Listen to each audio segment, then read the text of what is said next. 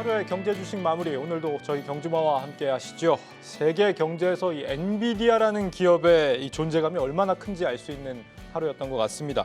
어닝 서프라이즈가 나왔는데도 전망이 약간 부진하다는 이유로 오늘 전체적으로 시장이 좀 조정을 받으며 흔들렸는데 한편으로는 그만큼 또 충격에 예민하게 반응하는 게 지금의 시장 분위기가 아닌가 싶기도 합니다. 과연 앞으로 계속해서 우리가 좀 상승 분위기를 좀 이어갈 수 있을 것인지 오늘 이 세 분과 함께 자세히 알아보도록 하죠. 세 분 어서 오세요. 네, 안녕하십니까. 안녕하십니까. 물론 뭐 대단히 부진한 시장도 아니긴 했습니다만 그걸 다 되돌리면서 우리 시장 좀 회복력이 지금은 좀 대단하구나 싶더라고요 오늘. 네, 일단 개인적으로는 그 미국 나스닥도 오늘은 좀 괜찮았다 이렇게 생각을 하고 우리 시장도 역시 마찬가지인 게 사실 시장 안에서 가장 큰 악재라고 하는 게 많이 오른 거지 않습니까? 네. 저번 주부터 시작을 해서 거의 일주일 이상 지금 좀 상승을 하고 있는 그런 모습에서 단순히 이제 피로도가 조금 쌓일 만하다 이렇게 생각을 했었는데 오늘 오전장이 약세를 딛고 다시금 강세로 전환한 것은 시장에 대한 기대감이 조금 더 있는 게 아닌가 이렇게 생각이 들고요. 오늘 시장에서 움직인 종목군들을 보면 기존에 우리 반도체라든지 아니면 2차 전지만 주도주라고 생각을 많이 했는데 다른 섹터들을 좀 많이 움직이는 그런 모습이었기 때문에 이번 시장이 반등을 하기 시작을 하면 주도주가 우리가 생각지도 못했던 부분에서 좀 주도주가 나오지 않을까 이렇게 생각이 좀 들고요. 그런 부분에 우리가 조금 더 포커스를 맞춰봐야 되지 않을까 싶습니다. 네.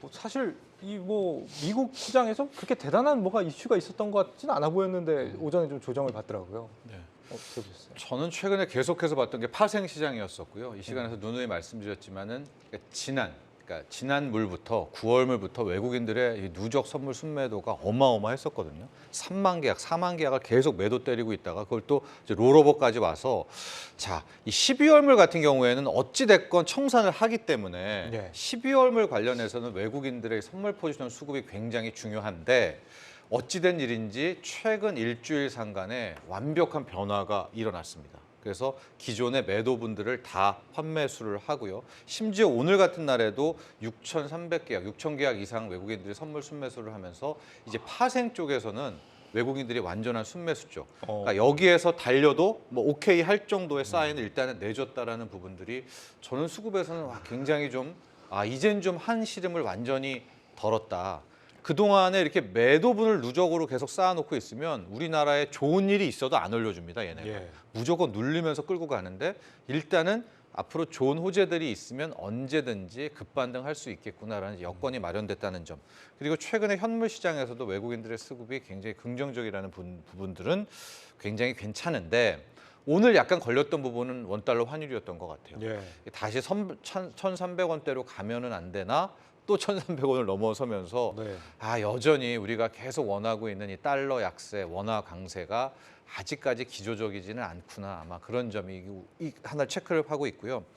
저는 내일이 일단 위클리 만기라는 점이 약간 좀 걸립니다. 그러니까 내일을 그냥 뭉개려고 오늘 완전히 크게 뺐다가 다시 변동성을 주면서 올려놓지 않았나라고 보고 있어서 좀 본격적인 시세는 이제 금요일부터 봐야 되는데 또 이제 블랙 프라이데이 추수감사절로 이제 뉴욕장이 약간 깜깜이잖아요. 네. 그렇다면은 아마도 다음 주부터는 좀 시세다운 시세가 나올 것 같은데 저는 선물만 계속 이렇게 놓고 본다면 그리 부정적이지는 않다. 오히려 위쪽이 더 많이 열려 있다라는 쪽으로 시장을 바라봤습니다. 네, 파생 시장에서는 좀 긍정적인 기운이 감지가 된다는 말씀인데 네. 우리 시청자 김지민 님이 위클리 만기가 우리나라만 있는 게 맞나요? 이렇게 물어보시는데 아닙니다. 아니죠. 미국은 TDF 매일 월요일부터 월요일 만기 제로 옵션이 있을 정도로 있어서 실은 이렇게 해도 되나 할 정도의 많은 패단들을 각국 그 주식시장 관계자들이 이야기를 하고 있죠. 우리는 이제 월, 목 두 번의 만기일인데도 불구하고 위클리 때문에 시장에 갈 자리에서 눌리고 누릴 자리에서 오히려 반등을 주고 미국도 이 매일마다 나오는 이 위클리 옵션 때문에 시장이 왜곡되고 변동성이 큰 게 사실입니다. 그렇군요. 오늘 뭐 코스피에는 그래도 외국인들이 좀 들어오는 느낌이었어요. 말씀하신 뭐 선물 시장에 들어오는 거랑 비슷한 분위기였던 것 같은데요. 근데 어떻게 보면 그 전기전자 업종 쪽에서의 외국인들이 매수세가 좀 쏠렸다라고 좀 볼 수 있겠고요. 네. SK하이닉스는 떨어졌지만 삼성전자나 네이버 이쪽에서의 IT 쪽으로의 매수세가 지금 몰렸던 상황인데, 근데 이 부분은 그러니까 외국인들이 우리나라 전체 시장에 대한 부분을 지금 판단하면 안 되는 것 같아요. 제가 본다고 하더라도 최근에 좀 에코 머티리얼 상장했는데 이쪽으로의 그냥 매수세가 좀 몰린 거지 다른 2차 전지 주들은 약세를 계속 보여주었거든요. 그러니까 오늘 시장 같은 경우에도 외국인들이 순 매수를 계속 이어간 거는 긍정적이지만 네. 이 IT, 그러니까 시가총액 큰 종목 쪽으로의 매수세가 몰렸기 때문에 그나마 좀 시장을 좀 버텼던 거지 어떤 종목별로 본다고 하면은 우선 전체적으로 이제 외국인 골고루 매수 들어왔다라고 좀 볼 수는 없다라고 좀 생각이 되고 있거든요. 뭐 그렇기 때문에 외국인들 매수 랠리가 이어진 거는 마감할 때 보면은 긍정적이지만은 정말 이제 종목별로 이제 그 차별화가 정말 수급적으로 몰리고 있다라는 부분 다시 한번 오늘 시장으로 느끼지 않았나라고 좀 판단이 좀 되고 있고 그나마 좀 엔비디아에 대한 뭐 이 평가 많이 엇갈리잖아요. 분기 실적은 매출은 서프라이즈 나왔지만 또 이제 4분기 때 뭐 중국과의 그런 관계 때문에 추정치가 낮게 나온다. 또 이제 수급적으로 생각하면 그 전에 좀 많이 올랐었으니까 예.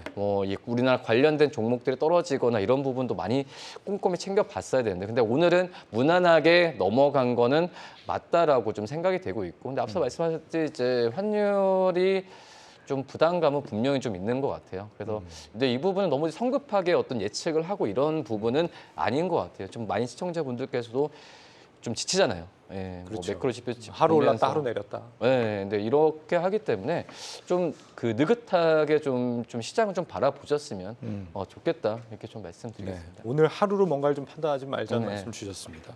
강 대표님 앞서 말씀하신 것처럼 시총 상위주들 지금 딴의 움직임을 보면은 반도체, 2차 전지, 자동차, 뭐 전통의 뭐 강자들이나 우리 대형주들 딴은 오늘 뭐 움직임이 좀 적었던 반면에 약간 오히려 부진했고요. 시총 상위주 딴만 보면 이제 네이버, 카카오 상승을 보였단 말이죠. 카카오 같은 경우는 3만 원대까지 내려갔던 게 엊그제 같은데 오늘 5만 원대 위로 올랐었단 말이에요. 네. 뭐가 무슨 뭐 어떤 변화라고 봐야 됩니까? 이런 거. 일단 사람들이 한 번 더 믿어주는 게 아닌가 이렇게도 생각이 들고요. 기업 혁신에 대한 반성이라든지 하는 부분에 대해서 조금 점수를 주고 있다 이렇게도 봐줄 수는 있을 것 같습니다. 그리고 카카오 같은 경우에는 이미 그 이전에 뭐 SM이라든지 하는 부분들이라든지 아니면 자회사의 이제 횡령이라든지 하는 부분들의 얘기들로 인해서 이미 도덕성을 좀 많이 잃었고 그로 인해서 어떻게 보면 아래쪽으로 좀 주가가 좀 많이 하락했다라고 하는 부분들. 그래서 저평가 영역에 일단 진입했다라는 부분에 대해서는 일단 공감을 하는 것 같고요. 현재 시점에서 기업이 신뢰도만 좀 찾아준다면 충분히 주가는 좀 상승할 수 있다 이렇게 지금 보고 있는 게 아닌가 이렇게 생각이 들고요. 네. 그리고 두 번째로는 이게 같이 엮을 수는 있을지 모르겠습니다만은 최근 미국에서 굉장히 좀 시끄러웠던 부분이 마이크론소프트의 이제 AI 사태. 그리고 이제 마이크론소프트가 어떻게 보면은 52주 신고가를 계속 치고 올라가는 이유도 AI 플랫폼 관련된 부분이라든지 하는 부분의 내용이 아닌가 이렇게 생각이 듭니다. 최근 들어서 이제 우리나라에서 AI라고 하면 쉽게 생각할 수 있는 게 네이버가 되고요. 여기 같이 붙어서 카카오가 간 게 아닌가 이렇게도 생각이 들고 여러분들이 인식을 하실지 모르겠습니다만은 한글과 컴퓨터도 AI 소프트웨어 관련된 종목으로 같이 엮여 있는데 네. 최근에 한글과 컴퓨터도 같이 움직이고 있다는 점을 생각을 해본다면 단순히 플랫폼으로 움직이는 것이 아니라 AI 쪽으로 일단 움직이고 있다 이렇게 생각을 해볼 수 있을 것 같습니다. 예. 시청자 도노세님, 강주혁 대표님 지난주에 입은 옷 또 입고 나오셨다 그러는데 옷이 그거밖에 없으시냐고. 이런 옷만 여러 개 있습니다. 아니 지금 카카오 김범수 창업자가 수염을 깎고 17년 만에 나타났더니 시총이 5조 원이 늘어났다 뭐 이런 얘기가 있더라고요. 그래서 오늘 같은 경우도 지금 카카오 또 압수수색 들어갔다고 하는데도 불구하고 시장이 이렇게 카카오에 또 점수를 주니까. 근데 카카오가 말씀하셨듯이 여러 그 이슈가 있는 상황에서 결론은 이슈 때문에 다 떨어진 건 맞다라고 저는 생각이 되고 있고 네. 지금 최근에 좀 사는 분위기가 개인들은 좀 팔고 있고 외국인 기관들은 카카오를 사고 있거든요. 근데 공격적으로 사는 건 아니에요. 이제 외국인들이 카카오를 뭐 며칠 연속 매수하는 게 아니라 조금씩 이 카카오를 매수하는 느낌이 좀 드는 거지 공격적으로 카카오에 대한 어떤 매출이나 또 이제 매크로 지표 뭐 광고 경기에 대해서 좋은 판단으로 이 중장기로 매수하는 느낌 많이 안 든 건 사실이거든요. 네.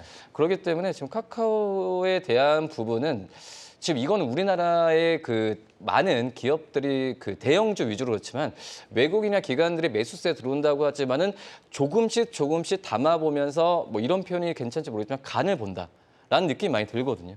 그러니까 카카오 같은 경우에도 지금 개인들은 이런 그 이슈가 좋은 이슈들은 아니잖아요. 그러니까 개인들은 약간의 좀 던지는 경향이 있고 외국인 기관들을 조금씩 담는 그런 모습이 좀 보여주고 있는데 뭐 그렇기 때문에 어떤 그 전망은 분명히 지금 정말 바닥까지 이게 바닥이냐 아니냐 이런 얘기를 하고 있으면서 근데 이제 내적으로 이제 외적인 거는 굉장히 좀 부담스러운 이슈들은 많아요. 근데 내적으로는 뭐 톡비즈나 본업에 대한 부분에 있어서 또 이제 광고 경기나 이런 부분에 있어서 전망이 조금씩 좋으니까 이제 바닥에서 탈피하냐 이 얘기를 하는 거지. 이 카카오가 어떤 실적이 폭발적으로 늘고 이런 외부 이슈가 많이 완화되면서 쭉 간다 이러면서 외국인 기관이 담는 모습은 아니지 않나라는 개인적으로 좀 생각이 들고 있거든요. 근데 외국인 기관들이 조금씩 그 매수를 하는 경우로 본다고 하면은 분명히 그 낙폭에 떨어지는 부분은 분명히 제한될 가능성이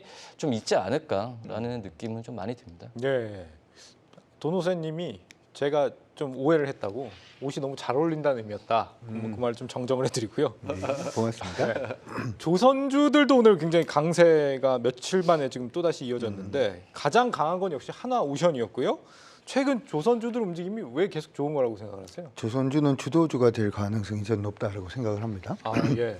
이제 제대로 좀 보셔야 될 것 같다 이렇게 생각이 드는데 전 주식을 할 때 시장 안에서는 대부분 호재를 많이 찾습니다만은 네. 저는 일단 악재 예전에 주가가 왜 밀렸는지에 대한 악재에 먼저 좀 주목을 좀 합니다. 조선주 많이 밀렸던 부분은 가장 크게는 프렌트 사업 때문이었거든요. 육상 프렌트, 해상 프렌트 이쪽에 이제 그 사업을 할 수 있는 회사가 사업을 잘할 수 있는 회사가 전국이 아니라 글로벌로 봤을 때 3사였거든요. 그때가 네. 삼성중공업, 현대중공업 그리고 이제 그때 이제 대우조선해양. 근데 그 이쪽 세 회사가 이제 서로 경쟁을 하면서 저가 수주를 너무 많이 하다 보니까 그 저가 수주 때문에 일단 실적이 재무제표가 좀 무너지는 모습이 있었고 그로 인해서 주가도 좀 많이 하락을 했었고요. 그리고 최근에 보면 한 2년 전부터 시작해서 LNG 업황 자체가 굉장히 좋았고 선박이 일단은 뭐 괜찮게 이제 수급이 이제 만들어졌는데 그때도 뭐가 문제였냐면 유가가 그다지 강하지 않다 보니까 육상 프렌트 만들어 놓은 거 가져가는 데가 가져가야 되는데 안 가져간다든지 갑자기 계약 파기가 온다든지 하는 부분 때문에 재무제표가 좀 어그러지는 그런 모습이 일단 있었죠. 근데 최근 들어가지고 이제 모잠비크에 일단은 대형 가스전 일단 개발 부분에 있어서 우리나라의 한국가스공사가 거기에 참여를 하고 그리고 우리나라의 또 해양 프렌트 그러면 또 예전에 사고를 쳤던 그 3사가 최고 잘하죠. 그래서 예. 어떻게 보면 대우조선해양이라든지 대우조선해양이 아니라 하나오션이라든지 아니면은 삼성중공업 그리고 이제 우리 그 HD 현대중공업까지도 예. 긍정적인 이슈가 일단 있고 이 중에서 또 우리가 또 생각을 해볼 부분은 하나오션 같은 경우에는 사실 실적이 가장 늦게 지금 턴을 하고 있습니다. 근데 원래부터 시작을 해서 이제 실적 턴어라운드에 이제 진입을 했다라고 얘기를 하는데 예. 시장에서 가장 좋아하는 게 뭐죠? 실적 턴어라운드입니다. 그렇기 때문에 좀 주인이 이제 생겼던 하나오션이 뭔가 보여주지 않을까. 잠수함에 대한 이슈도 일단 예. 있고 그리고 삼성중공업은 어떻게 보면 악재가 하나가 있잖아요. 세빙선을 잘 만들고 특수선 잘 만드는데 러시아가 아직까지 리스크가 있음에도 불구하고 주가가 올라가고 있고요. 그리고 오늘 조선주만 올라간 게 아니라 배가 가기 위해서 뭐 필요하죠? 노저가 가지는 않으니까 네. 엔진이 필요하잖아요. 네. 그리고 HSD 엔진 같은 경우에도 오늘 급등하는 그런 모습이 일단 있었기 때문에 STX 엔진 예. 등등. 예. 그래서 여러분들이 일단 조선주들이 같이 이렇게 움직이면서 모든 악재가 해소가 되어가고 있는 이러한 시점에서 여러분들이 다음에 조선주가 좀 주도주가 되지 않을까라는 조심적인 견해를 한번 밝혀보고요. 관심 있게 한번 봐주시는 게 좋을 것 같습니다. 아니, 조선주 뭐 인력 문제가 수급 문제가 좀 있었다고 그러는데 그게 이제 정부에서 뭐 14,000명 정도를 지원을 해줘가지고 예. 뭐 일시적으로 좀 해소가 된 부분이 있다고 해요. 근데 이게 뭐 외국인 노동자들 많이 들여오는 바람에 지금 이렇게 숙련 인력은 아니지 않느냐 이런 거에 대한 우려가 있는 것 같은데. 사실 이제 이렇게도 생각을 해봅니다. 여기서 우리나라가 문제가 만약에 이제 경쟁력이 좀 떨어졌을 때 그러면은 중국이 치고 올라올 수 있을까라고 생각을 해보면 네. 중국에 대한 LNG선이라든지 하는 부분의 인지도는 이미 바닥을 치고 있는. 왜냐하면 예전에 배 만들어 달라 그랬더니 우리는 이제 못 만들겠다 배째라 그래서 우리가 만들어 준 적도 있고 어떤 경우에는 LNG선을 만들었는데 1년 만에 바다에 동동 떠서 움직이지 않은 경우도 일단 있었기 때문에 네. 그런 부분을 생각을 해보자면 아까 말씀드렸던 인력 부분이라든지 하는 부분은 국내적인 문제고 이 조선사를 보고 있는 해외 선사들의 시각적인 그러한 부분에서는 여전히 경쟁력이 거의 탑이다 이렇게 봐줄 수 있지 않을까 싶습니다. 그럼 조선 기자재하고 조선주하고 어느 쪽을 더 비중 있게 봐야 될까요? 일단은 가장 중요한 부분은 핵심부터 먼저 보시는 게 저는 가장 조선 좋다 쪽으로. 이렇게 생각은 일단 하고요. 물론 이제 조선 기자재 관련된 종목군들이 작은 종목이다 보니까 주가 탄성은 있을 수는 있습니다. 하지만 좀 안정적으로 주식을 한다라는 관점에서 가장 봐야 되는 부분은 우량주 중심으로 일단 먼저 보시고 아까 말씀드렸던 HSD 엔진 같은 종목도 일단 보시고 아까 말씀드렸던 FLNG라든지 하는 부분이 기본적으로 LNG이지 않습니까? 그렇기 때문에 LNG 본행제라든지 관련된 종목분들 그리고 최근 들어서 LNG 부분도 피팅이라든지 하는 부분도 굉장히 중요하다 보니까 이런 피팅 관련된 종목들까지 같이 어울려서 보시되 일단은 코스피 대형주부터 먼저 봐주시는 게 좋을 것 같습니다. 예, 조선주가 주도주가 될 가능성이 있다 이렇게 말씀을 주셨거든요. 근데 이게 보면 이제 신조선가가 지금 11개월 연속 이제 올라가잖아요.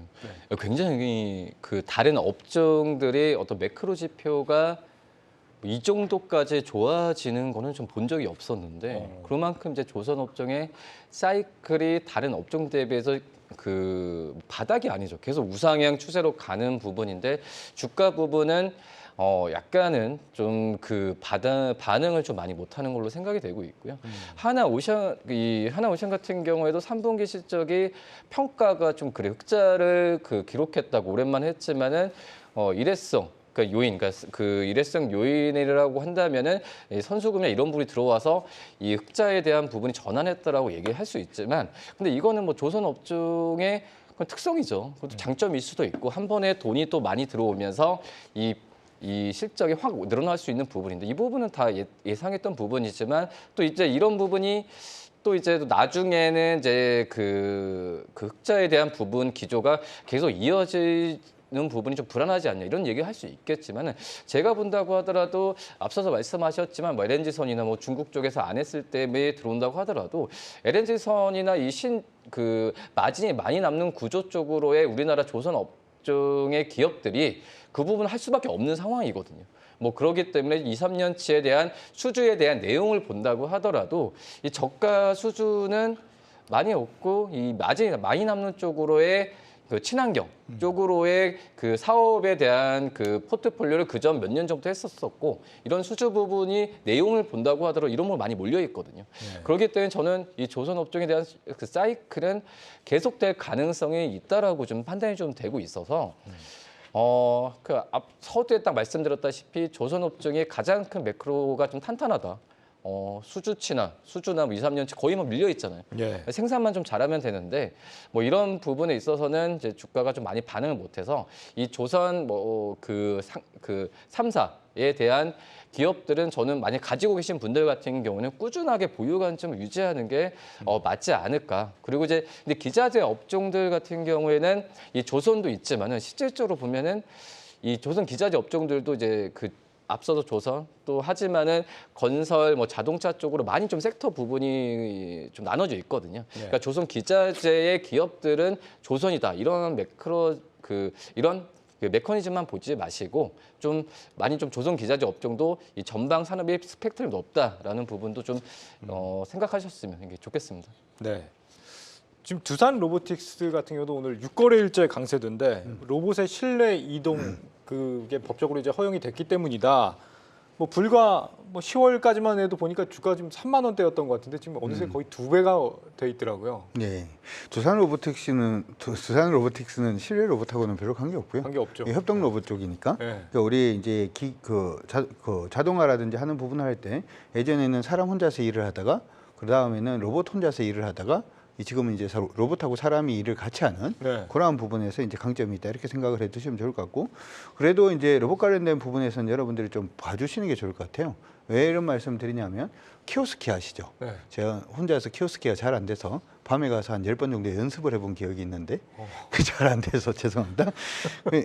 제가 왜 이 말씀 드리냐면 키오스키 부분에서 한국전자금융이었나요? 이 종목이 우리가 주변에 키오스키가 오고 난 다음에는 이미 주가가 다 올라버린 그러한 상태였거든요. 그렇기 네. 때문에 지금 이제 실외에서 아마 조만간 로봇들을 많이 볼 수 있지 않을까 이렇게 생각이 들고요.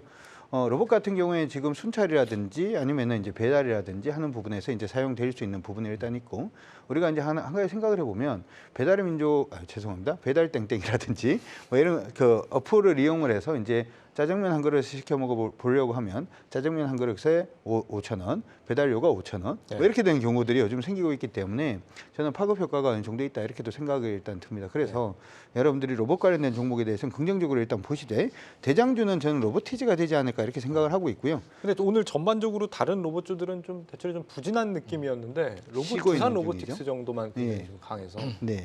협동 로봇 관련된 부분이라고 일단 보시면 될 것 같고요. 제가 생각을 할 때는 이런 부분도 있지 않나 이렇게 생각을 해봅니다.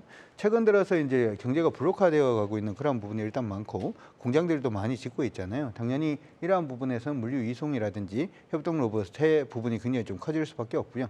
같은 맥락으로 일단 따져보자면 건설주 같은 경우에도 최근에 보면 이유를 우리가 많이 강세를 보이고 있는 모습이 나타나고 있는데 네. 이러한 부분들도 해외 공장이라든지 하는 부분이 많아지면 당연히 뭐 삼성에서 뭐 건물을 짓는데 말레이시아에 수주를 주지는 않겠죠. 삼성물산이 지을 거고, LG가 공장을 지을 때는 GS가 지을 거고 이런 부분을 일단 생각을 해본다면 같은 맥락으로 이해를 할 수 있을 것 같습니다. 그래서 지금은 일단 협동 로봇이 좀 움직이고 있지만 실질적으로 아까 방금 말씀해 주셨던 뉴스 기사 관련돼서 로봇이 움직인다면 로보티지가 가장 강하게 움직일 걸로 일단 보고 있습니다. 단지 지금 사지 마시고 예. 일단은 흐름 한번 잡으면 그때부터 관심 가지시는 게 좋을 것 같습니다. 천천히 봐도 예, 된다. 그리고 그 타이밍 잡는 부분은 제 유튜브에서 네. 따로 또 언급을 오늘도 해드리도록 깨알같이 하겠습니다. 유튜브 말씀을 예. 해주셨고요. 강준혁 검색하시면 근데 됩니다. 이제 두산 로보틱스가 3분기 때 영업 이익은 적자잖아요. 네.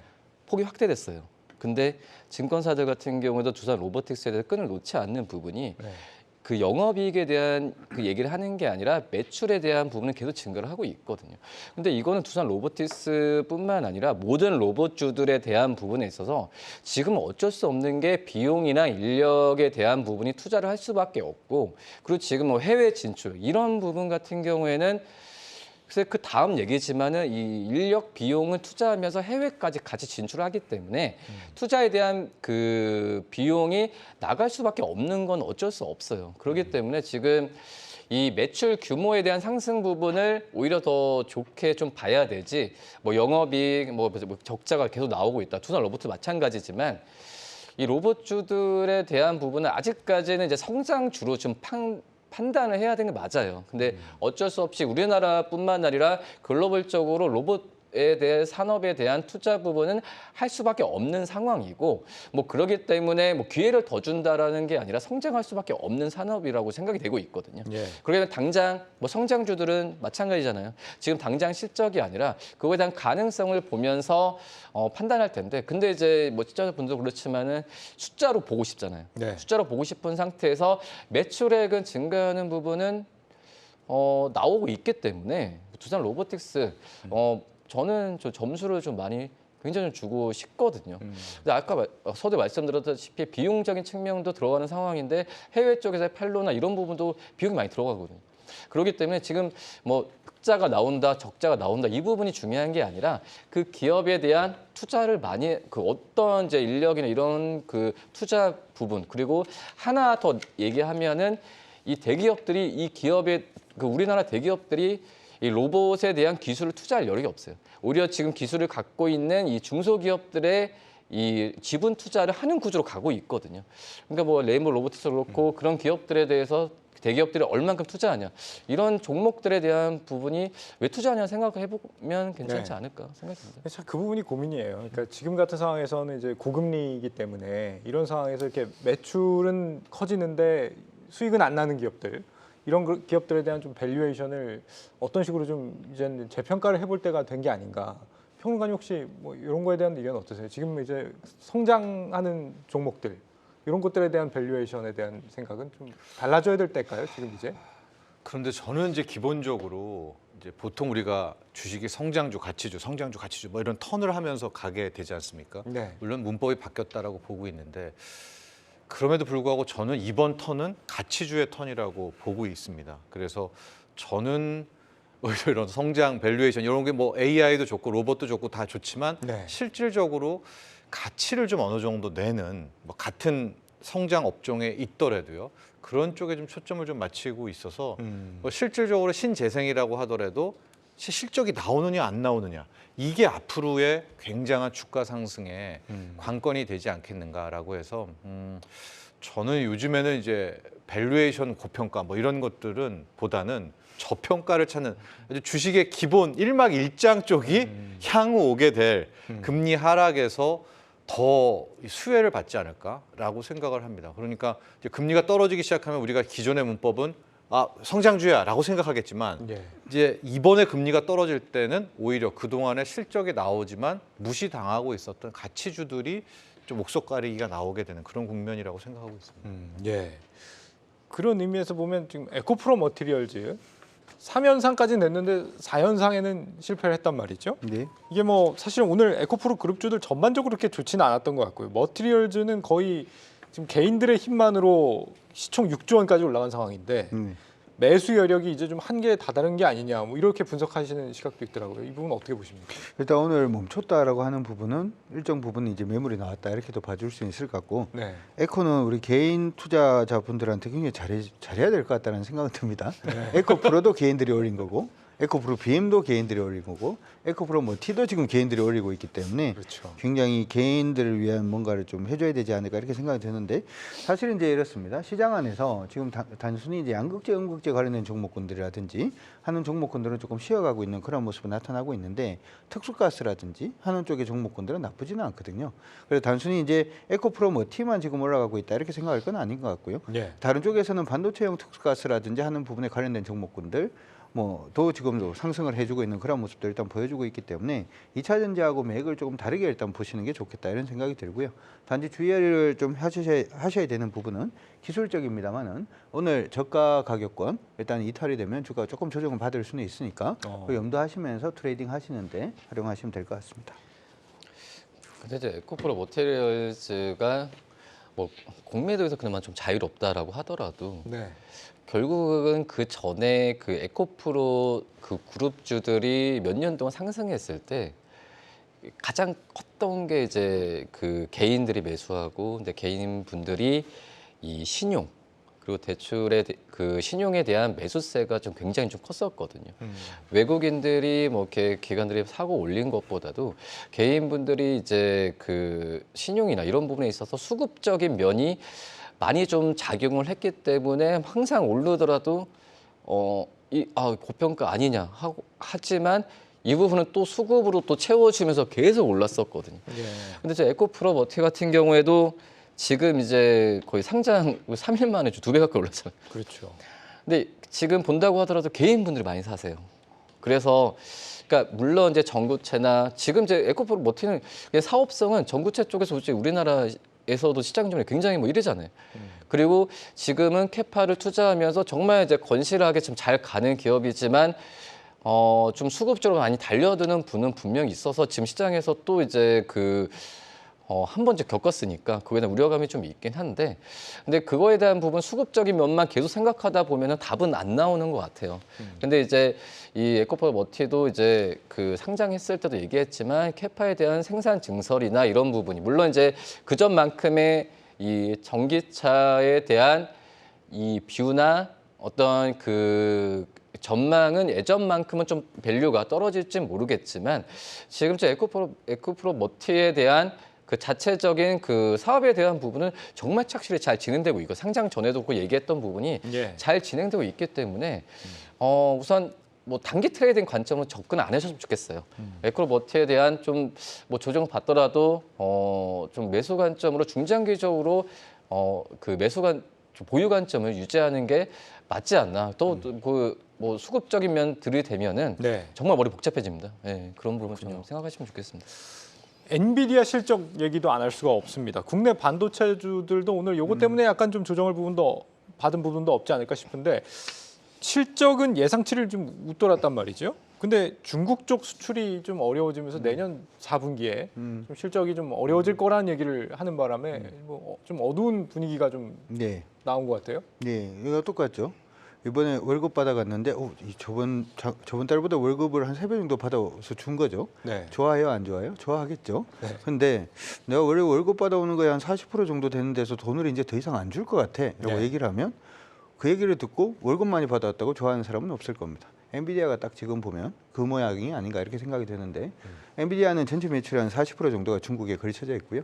서버용 부분을 생각을 해보면 25%에 30% 정도가 중국에 걸쳐져 있습니다. 근데 지금 미국 상무부에서는 지금 저가형 칩까지도 중국에 팔지 마라 이렇게 얘기를 하면 전체 매출의 거의 한 20% 정도가 어그러질 가능성이 일단은 높아진 상태죠. 그렇기 때문에 이러한 부분의 악재의 부분은 좀 엔비디아가 지금 실적이 좋은 부분보다는 향후에 대한 불확실성 자체를 좀 키우는 부분이기 때문에 주가가 좀 조정을 받았다 이렇게 봐줄 수가 있을 것 같고요.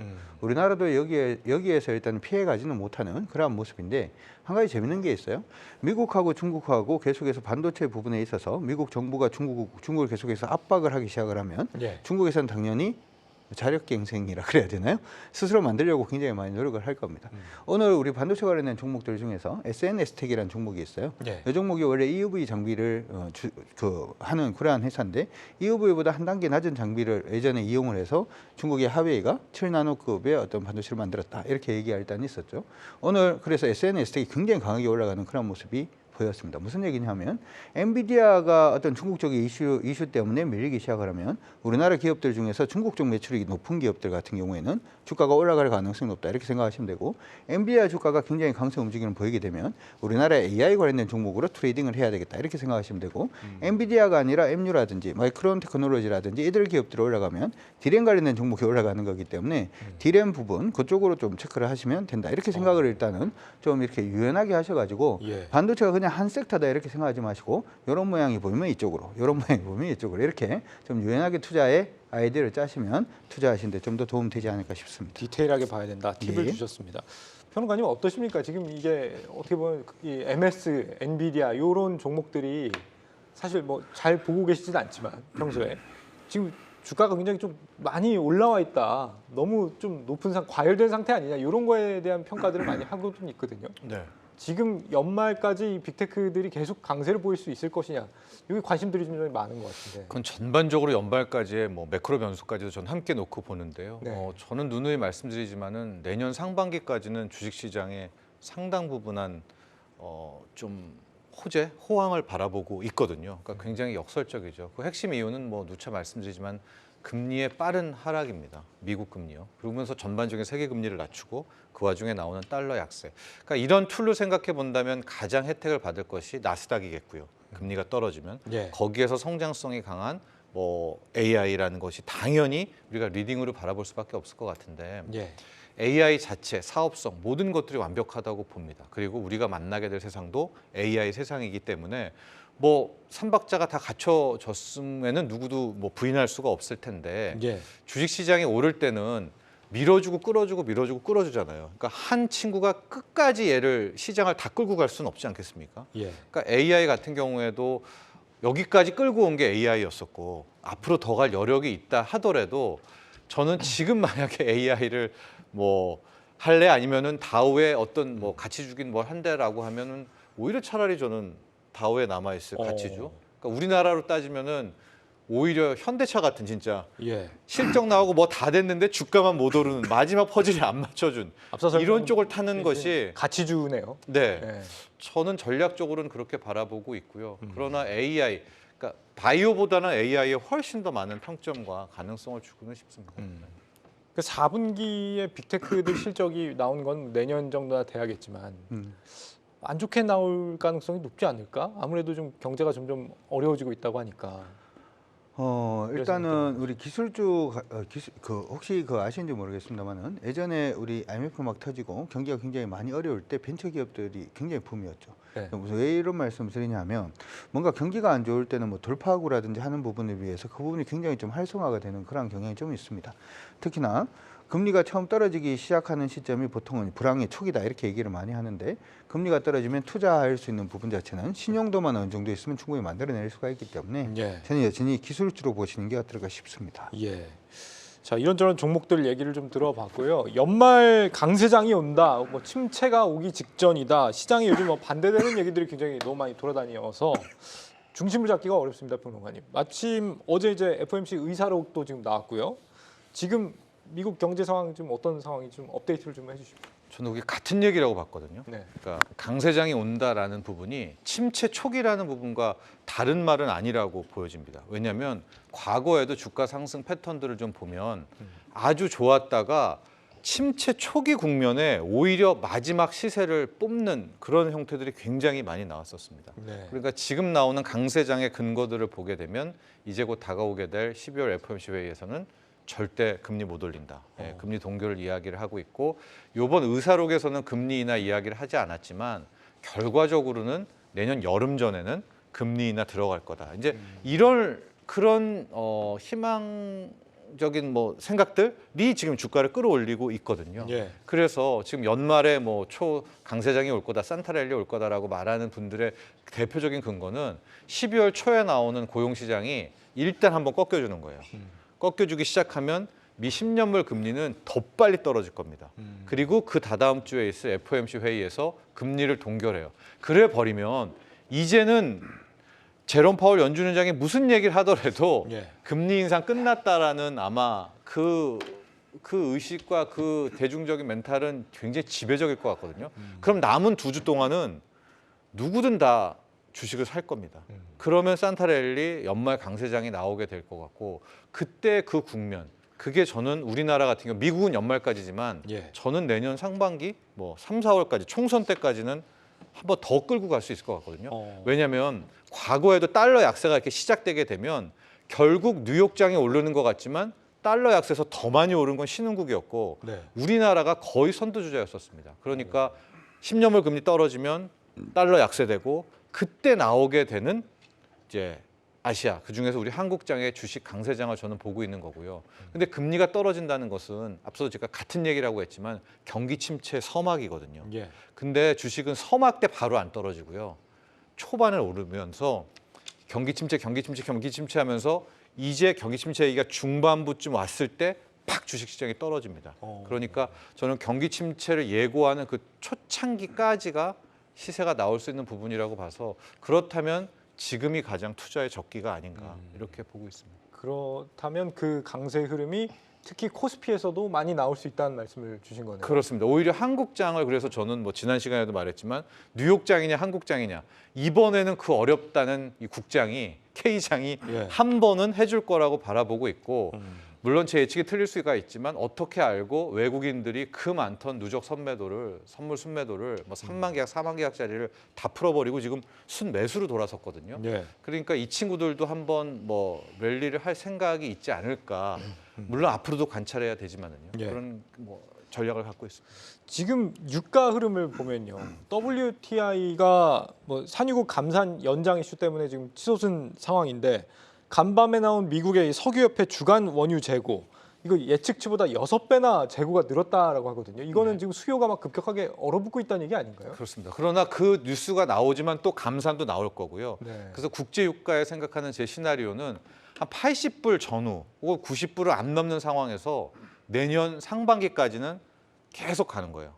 계속하면 물가도 당연히 떨어지는 것처럼 보이겠죠. 왜냐하면 유가가 갇혀 있는데 가두리에 예. 그런 식으로 가면 금리 인상 요인은 없겠고 계속해서 경기 침체다 나올 텐데 제가 보는 유가의 좀 하이라이트 부분은 내년 하반기입니다.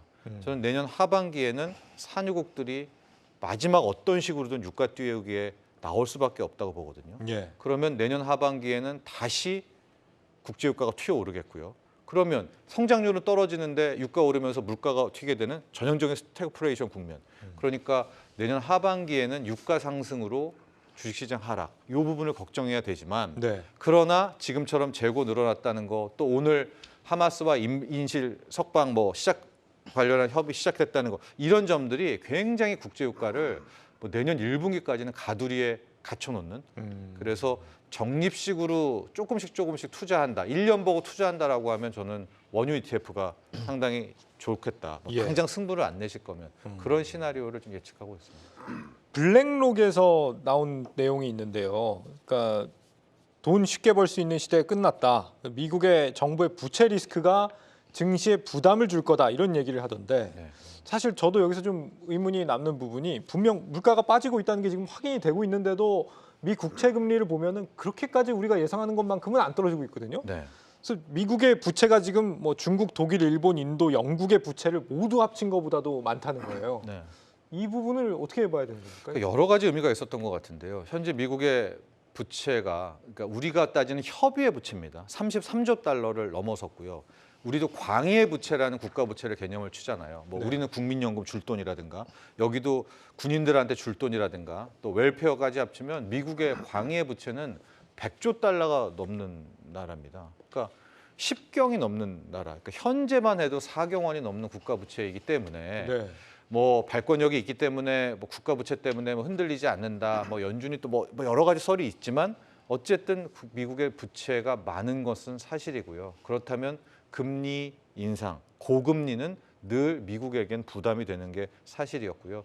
블랙락이 계속 얘기하는 것은 블랙락 같은 경우에는 금리가 쉽게 안 떨어질 거기 때문에 결국 미국 부채 터트린다. 왜냐하면 뭐 이자 내려고 아무것도 못할 것 아니겠습니까? 예. 그런 개념으로 이야기를 했지만 저는 앞부분은 좀 떨어질 것 같아요. 금리가 이제 경기 침체다, 금리 못 올린다, 뭐 이러면서 내년 상반기에는 10년물 금리가 뭐 4자는 깨질 거라고 보고 있거든요.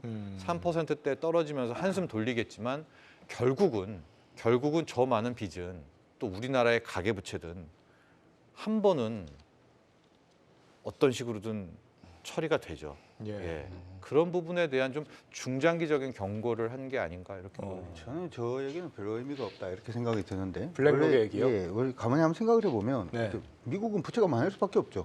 왜냐하면 달러를 찍으려 그러면은 네. 일단은 부채가 생길 수밖에 없고요. 그리고 기축통화 국가이기 때문에 어차피 달러가 전 세계로 다 돌아다니고 있기 때문에 그만큼의 달러 부분을 만들기 위해서는 국채가 다른 나라보다 많은 게 당연하다. 그리고 어떻게 보면은 미국 국채가 많아서 문제가 된다라고 얘기들도 하는데 이 가만히 한번 생각을 해보면 우리가 어릴 때는 엄마 100원만이라고 얘기를 합니다만은 요즘은 엄마 10,000원만 이렇게 얘기를 하지 않습니까? 예. 그러니까 예전에 뭐 한 30년 전에 있었던 부채가 만약에 10,000원 정도다 이라고 생각을 해본다면 네. 100원 기준으로 10,000원은 굉장히 많은 부채라고 할 수도 있습니다만은 30년 지나고 보니까 그 부채가 아닌 것처럼 미국이라는 나라는 사실은 부채는 인플레이션으로 계속 갚아 나가는 나라이기 때문에 그 부분이 문제가 생기는 게 아니라 앞으로도 국채를 많이 찍어내야 될 터인데 이 국채를 누가 사줄 것인가에 대한 리스크라고 생각을 하시는 게 예. 조금 더 현명하지 않을까 이렇게 생각이 듭니다. 그런 우려라면은 이게 최후에 가면은 괜찮은 거예요. 이게 막 계속 부채를 무한정 늘릴 수는 없을 거 아닙니까? 부채를 계속 무한정 늘린다는 게 아니라 부채를 갚는 게 인플레이션을 통해서 부채를 거의 공짜로 갚는 식으로 미국은 갚아왔기 때문에 네. 그 부분 자체가 단기적으로 부채가 지금 많아지고 있는 부분이 뭐가 문제가 생긴다. 금리 때문에 문제가 생긴다. 이렇게 생각하기보다는 아까도 말씀드린 것처럼 정부에서 계속해서 지금 부채를 계속 찍어내서 뭔가 투자를 해야 되는데 IRA부터 시작을 해서 이 부분 자체가 지금 막히고 있고 그리고 국채를 발행을 했을 때 예전 같은 경우에는 그 국채를 누가 다 사주기 때문에 소위 말해서 카드 한도가 남아 있어서 카드 한도로 계속 빚 갚기가 가능한데 예. 어느 순간부터 이 한도가 없어지면은 빚 갚기가 어려워지니까 다시 말해서 국채 수요자 자체가 줄어들면은 그때가 이제 뭐 부채가 이제 터지게 되는 그런 부분이 생길 수가 있기 때문에 그 부분이 리스크다 이렇게 얘기를 하는 거고 사실 그 부채 문제가 터지기 시작을 하면 부채가 이제 어떻게 보면 달러 부분을 좀 안전적으로 이제 담보를 하고 있는 부분이기 때문에 그럼 달러도 무너지게 되거든요. 그러니까 지금 이런 식의 걱정 자체는 아직은 좀 빠른 게 아닌가 이렇게 생각을 해봅니다. 사실 좀 긍정적으로 봐주시는 분들도 계시거든요. 월가의 강세론자 에드 야덴이 연말에 역대급 증시 강세가 온다. 경제가 지금 얼어붙고는 있지만 무너질 정도는 아니다. 이런 평가인 것 같아요. 이런 긍정적인 해석에 대해서 혹시 공감을 하십니까? 그러면? 저는 사실 이제 그분 얘기보다는 평론가님 얘기가 더 맞는 것 같아요. 네. 미국 경기가 지금 씻고 있는 건 맞고요. 국채 부분도 지금 사줄 것이 중국이 안 사주거나 미국이 강하게 지금 조금 사고 있다라고 얘기는 합니다만은 안 사주면 사실은 부채를 사줄 사람이 없으면 수익률 자체는 폭등할 수밖에 없겠죠. 그렇기 때문에 네. 침체 쪽으로 가고 있는데 이 침체 안에서 마지막으로 뭔가 스파크가 튈 수 있는 부분에 증시 상승 부분을 우리가 지금은 기대를 해야 되는 게 아닌가 이렇게 생각이 듭니다. 네. 근데 미국의 부채는 늘어날 수밖에 없는 그렇죠? 구조로 가고 있고 미국 부채가 지금 보면은 다른 뭐 G7 국가들 뭐 영국 다 경제 규모보다 더 많은 거는 20년 동안 제가 말이 맞는지 모르겠지만 20년 동안 계속 지속이 돼 왔던 그런 상황이라고 좀 생각이 되고 있어서 네. 여기서 이제 블랙록이 뭐 부채 리스크에 대한 경고 부분은 글쎄요. 왜 하는지 모르겠지만은 뭐 그동안에 뭐 쭉 해왔던 부분이라서 큰 의미를 두는 거는 뭐 좀 아니지 않나라고 좀 생각이 됩니다. 저만 좀 의미를 저는 크게 두고 있는 예. 편인데요.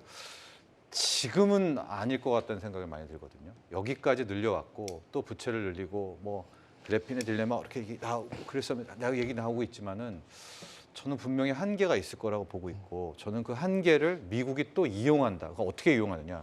이 종이 달러에서 CBDC로 가는 그러니까 디지털 달러로 가게 되는 그거의 하나의 모멘텀으로 보고 있는 것. 그러니까 무슨 얘기냐? 지금의 종이 달러는 실제로 그냥 발권력이 무한대잖아요. 금태한 제도가 깨졌기 때문에. 그런데 우리가 앞으로 만나게 될 디지털 달러, 이 CBDC는 딱 비트코인과 비슷한 논리입니다. 즉 발행 총량이 정해져 있는. 예. 그러니까 우리가 앞으로 만나게 될 새 시대의 통화는 유동성을 마음대로 찍을 수 있는 시대가 아니라 긴축의 시대입니다. 이제는 마치 과거의 근본위 제도 같은 통화량이 정해져 있는 시대로 가게 되는데 곧 가거든요. 곧 가야 됩니다. 2030년 내에 가야 되는데 지금 여기서 어떻게 그 통화로 갑니까? 뭔가 사단이 나야 되잖아요. 그러니까 저는 그 사단은 뭐냐? 결국 부채 리스크가 저는 터진다고 보고요. 미국의 저 부채 리스크가 터지게 되는 계기, 결과적으로 버블이라고 봅니다. 하고 버블이 오고 뭐 중국도 안 사주고 사우디도 안 사주고 나면 연준이 한 번 더 들어가서 미국 부채를 사줄 텐데 연준이 이번에 또 들어가서 미국채 사준다? 그럼 거의 뭐 대량 인플레라고 저는. 예. 그러니까 달러 가치는 거의 폭락이라고 보고 있어서 저는 부채 리스크 그게 마치 이제 기독교에서 말하는 휴거처럼 내일 올지 모레 올지 언제 올지는 모르나 저는 2030년이라는 새 시대를 생각한다면 예. 진짜 터질 일이 얼마 남지 않았다라고 보고 터지게 될 때 앞부분은 제가 정확히 알고 있습니다. 어마어마한 버블 그대로 폭락되는 그레이트 리셋이거든요. 그런 메커니즘이 저는 그리 멀지 않았다라고 바라보고 있습니다. 예.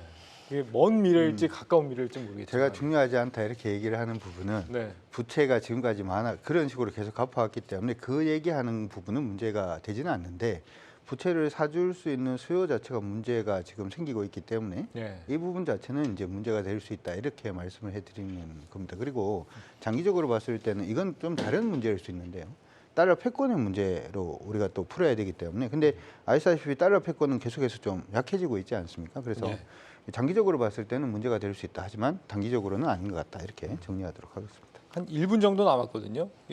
일본은 요즘 왜 이렇게 증시가 잘 나가느냐 해서 이제는 뭐 중국 증시보다도 일본 증시가 뭐 더 서학개미들이 많이 하신다고 서학개미가 아니죠 일학개미라고 해야 되나요?